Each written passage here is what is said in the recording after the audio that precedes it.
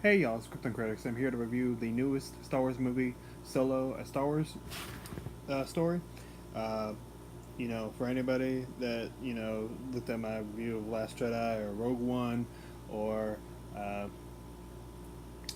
Force Awakens, you can call me a bitch for these new Disney Star Wars movie. I don't care. You cannot say I'm not passionate Star Wars fan, but I also do look at this film as a film. Uh, but I got 95 VHSs.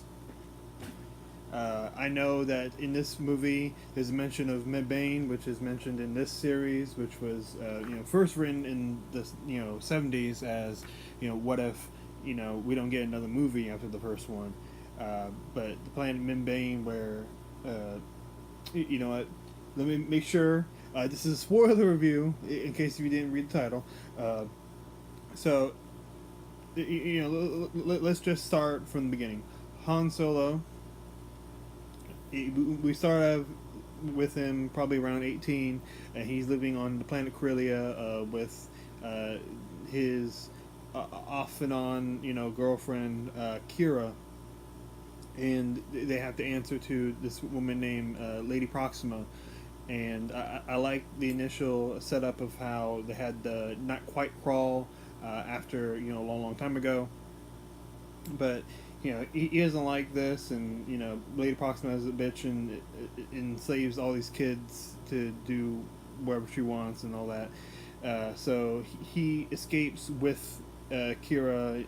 Yeah, I think he like hawks like a little speeder. Uh, Someone that works for Lady Proxima starts hunting them down with these alien dogs. They escape. I really like the scene. I also like how the way he got away by turning his little speeder into down an alley. You know, part of that is done in a different way once he gets once he starts flying the Falcon for the first time later in the movie. But basically, he goes to Imperial checkpoint. He's given his last name. I'm not. I know a lot of people probably won't be a fan of how he got the name Solo. I'm cool with it. Um, but he eventually separated from his sweet thing uh, by Imperial Wall, and he ends up serving in the Imperial military for 3 years. And he promised his love Kira that he was going to come back, and he's going to come back with ship, and they were just going to go right off wherever they wanted to go. So he wants to keep that promise, even though he's fighting in conflict. He's being a mud trooper on the planet that in Legends Han and Leia go on to one of the early adventures. He goes on Medbane, and you know the war, like usual, fucking sucks. People are like dying, shit. Everyone's filthy. The way they're fighting was very reminiscent of like trench warfare back in World War One. But he bucks authority just a little bit, and then he finds out about Beckett and Val and Rio, and that they're trying to put on like this smuggler's job. He wants to be in.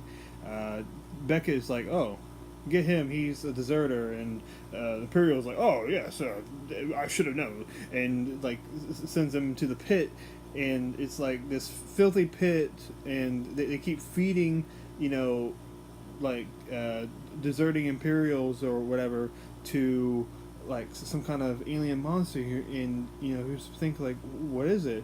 It's very reminiscent of like a Rancor, how they set it up, but we find out it's Chewie.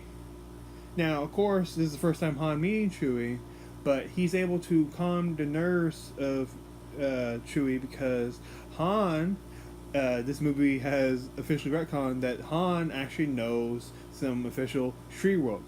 He actually can speak some of the Wookiee's tongue.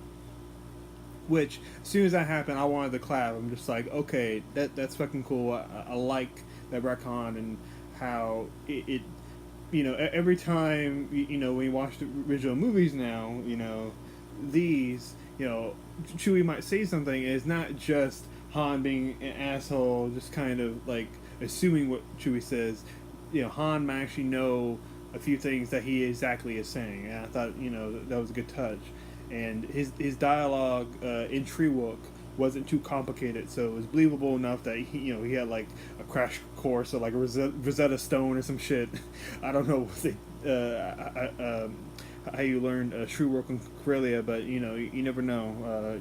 Big universe and all that. But right off the back, I liked the relationship between Han and Kira, especially like how they re-meet. Like several minutes later. So, Han and Chewie end up being picked up by Beckett and Val. Eventually, they realize, you know what, that big guy Chewie might be some help. He could be a good muscle. So that's the only reason why Han wasn't left on Mimbain is because Chewie was a big guy, and you just gotta think to yourself like, wow, that's fucked up. Who knows where the story would have gone for Han Solo?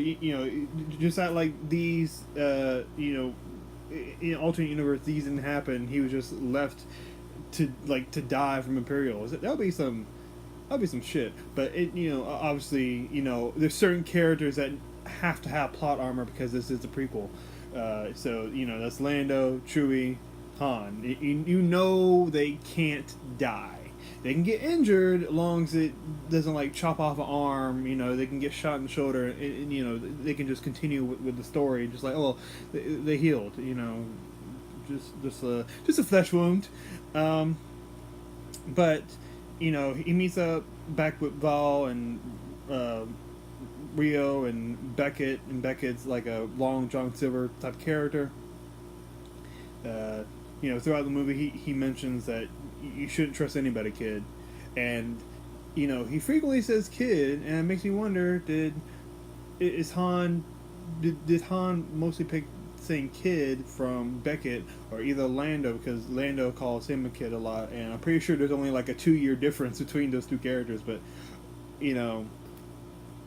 I can personally understand because, when I go to school as in college, I'll call students that are older than me kids, so it's a weird thing. But I also love the attention to detail. I'll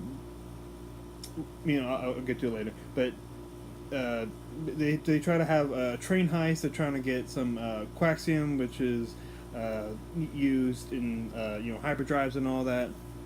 And Beckett says, I need to get this to my boss. And Han's like, who's your boss? He's like, shut up. Let's get the quaxium. If you can help me do that, maybe, I won't think of you as like a little bitch. So they hop onto this train. They avoid Imperials. But, eventually, this heist gets too rough once the Cloud Riders show up. Enfys Nest is leading Cloud Riders, and I absolutely love Enfys Nest in the Cloud Riders theme. I think it's one of the most distinct pieces of music in this film, and I love hearing it. But they start attacking, and they're like, oh, well, they're taking this crossing, nigga. What you thinking? What you thinking? And, eventually Val commits suicide. Val was like Beckett's like the love of his life, and just loses her, and his best buddy, this like little chimp looking dude, he dies, voiced by Jon Favreau. And this is a minor problem I have with the movie. I wanted to see more of their relationship, to feel more for their deaths, but seeing how it affected Beckett, that does make me appreciate a little bit of their death. But they lose the quaxium. The quaxium just falls down. It's like kept in these little cargoes and just explodes, sucks in a mountain. I thought, I was like, holy shit, this really is dangerous. So Beckett goes to see his boss, who is Dryden's boss, and played by Paul Bettany, and you know, Woody Harrelson as Becca needs to explain, what happened and all that, and I absolutely love the portrayal Dryden Voss. I think he is like very creepy and also like somewhat like comedic in a way. Is he the most developed character ever? I wouldn't necessarily say that, but he is very entertaining to watch, and I don't think anyone can take that from me. Han meets back with Kira. They're like on this yacht ship that Dryden owns, and they hug, and they're like, oh, they're all catching up, and then Han realizes she has like weird branded mark on her wrist, and she's like, what the fuck is that? And she said, oh yeah, I've been doing a lot, and you just see his face like, okay, Chewie just drinks. He's not supposed to be touching or anything or talking to anybody. Everyone looks rich and fancy. I really love how it looks inside. There's like a